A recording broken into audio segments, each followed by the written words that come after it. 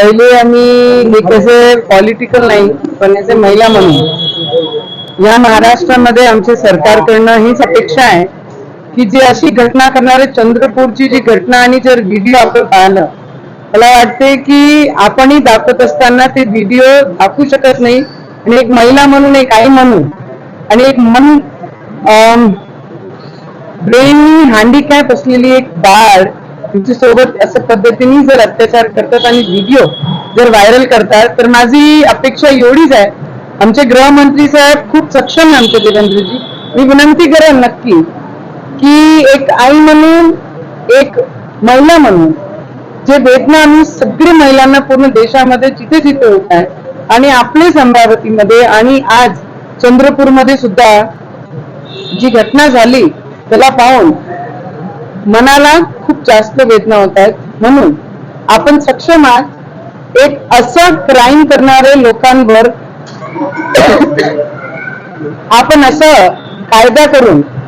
एक स्टेटमेंट आपण सेट केलं पाहिजे की कोणीही असा अत्याचार जर करत असाल तर भर चौकात आणून आपण फाशी दिली पाहिजे. आम्ही रोज महिला हेच बोंबवतोय, मग कोणते पक्षाचे वेगळे पक्षाचे लोक, विरोधी पक्षाचे महिला याच्यावर राजकारण करतात. पण मी हात जोडून विनंती करेन सरकारला सुद्धा, आमचे गृहमंत्री साहेबांना आणि सगळे पॉलिटिकल जेवढेही पॉलिटिकल पार्टीज आहेत त्यांना सगळ्यांना विनंती करेन की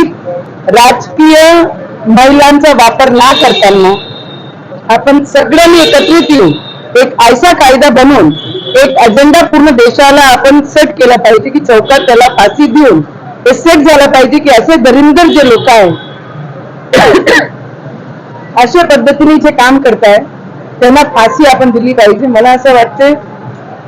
जे व्हिडिओ, जे बातम्या जे रोज पाहणारे आहे ते पाहून मनाला खूप मोठा वेदना होते की आम्ही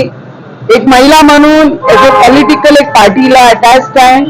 आणि काम करतो आहे, पण कोणासाठी काम करतो आहे नेमकी हेच कळत नाही आम्हाला. मी सगळ्यांना विनंती करेन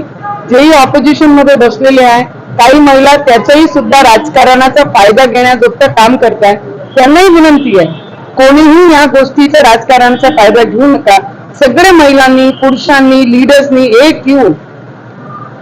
आपल्या महाराष्ट्रामध्ये जे घटना असे होत आहे त्याला क्राईमला करणारे जे लोक आहेत त्यांना भर चौकात आणून आपण फाशी दिली पाहिजे एवढीच विनंती मी सगळ्यांना करेन. कारण एक महिला म्हणून खूप मनाला वेदना होतात की आम्ही कोणाची मुलगी आहे आणि आम्हालाही समोर पुढे मुली आहेत